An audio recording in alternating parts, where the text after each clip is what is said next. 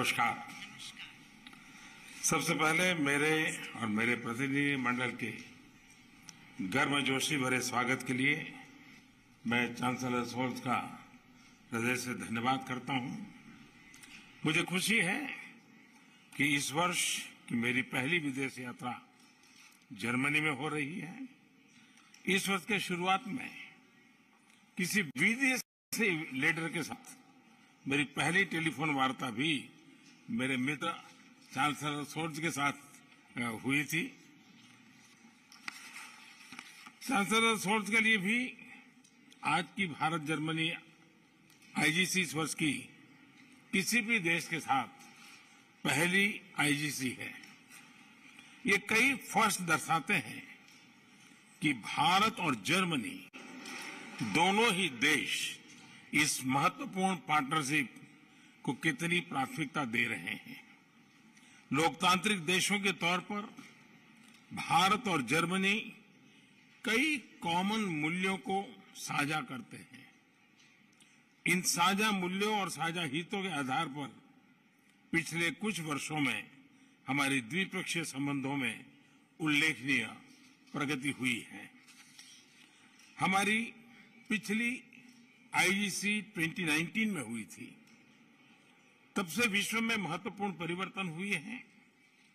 कोविड-19 महामारी ने वैश्विक अर्थव्यवस्था पर विनाशकारी प्रभाव डाला है। हाल की जियोपॉलिटिकल घटनाओं ने भी दिखाया कि विश्व की शांति और स्थिरता कितनी नाजुक स्थिति में है और सभी देश कितने इंटरकनेक्टेड हैं। यूक्रेन के संकट के आरंभ से ही हमने तुरंत युद्ध विराम का आह्वान किया और इस बात पर जोर दिया था कि विवाद को सुलझाने के लिए बातचीत ही एकमात्र उपाय है।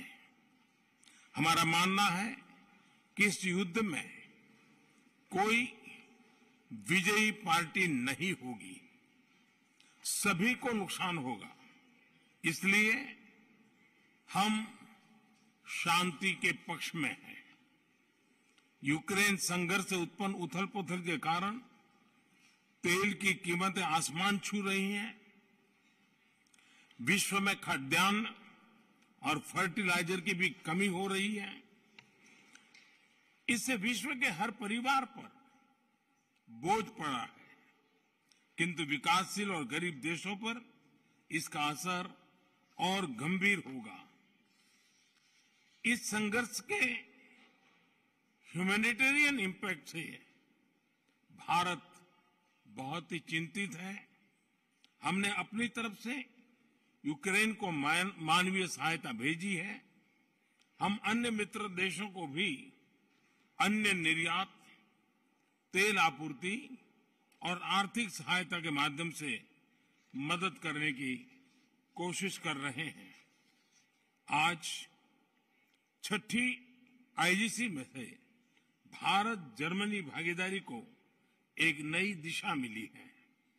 इस आईजीसी ने एनर्जी और एनवायरनमेंट दोनों क्षेत्रों में हमारे सहयोग को महत्वपूर्ण गाइडेंस दिया है। मुझे विश्वास है कि आज किए गए निर्णयों का हमारे क्षेत्र और विश्व के भविष्य पर सकारात्मक प्रभाव पड़ेगा। आज हम Indo Germany partnership on green and sustainable development launch कर रहे हैं। भारत ने ग्लासगो में अपने क्लाइमेट एम्बिशन को बढ़ाकर विश्व को यह दर्शाया है कि हमारे लिए ग्रीन एंड सस्टेनेबल ग्रोथ एक आर्टिकल ऑफ फेथ है। इस नई पार्टनरशिप के तहत जर्मनी ने 2030 तक 10 बिलियन यूरो की अतिरिक्त विकास सहायता से भारत के ग्रीन ग्रोथ प्लान्स को सपोर्ट करने का निर्णय लिया है। इसके लिए मैं जर्मनी और चांसलर शोल्ट्ज को धन्यवाद देता हूं। हमारे कॉम्प्लीमेंट्री स्ट्रेंथ को देखते हुए हमने एक ग्रीन हाइड्रोजन टास्क फोर्स भी बनाने का निर्णय लिया है। दोनों देशों में ग्रीन हाइड्रोजन इंफ्रास्ट्रक्चर को बढ़ाने के लिए में यह बहुत उपयोगी रहेगा। भारत और जर्मनी दोनों को ही अन्य देशों में डेवलपमेंट कोऑपरेशन का लंबा अनुभव है। आज हमने अपने अनुभवों को जोड़कर त्रिपक्षीय कोऑपरेशन के जरिए तीसरे देशों में संयुक्त परियोजनाओं पर कार्य करने का भी निर्णय लिया है।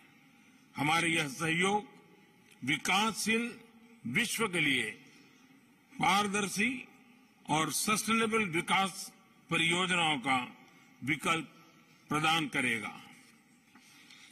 फ्रेंड्स, पोस्ट कोविड काल में भारत अन्य बड़ी अर्थव्यवस्थाओं के मुकाबले सबसे तेज ग्रोथ देख रहा है। हमें विश्वास है कि भारत वैश्विक रिकवरी का महत्वपूर्ण स्तंभ बनेगा। हाल ही में हमने बहुत कम समय में यूएई तथा ऑस्ट्रेलिया के साथ व्यापार समझौतों पर हस्ताक्षर किए।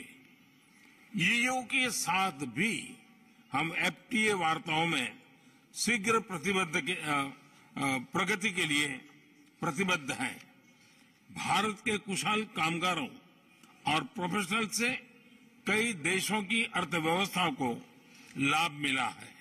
मुझे विश्वास है कि भारत और जर्मनी के बीच हो रहे comprehensive migration and mobility partnership agreement से दोनों देशों के बीच आवाजाही सुगम बनेगी।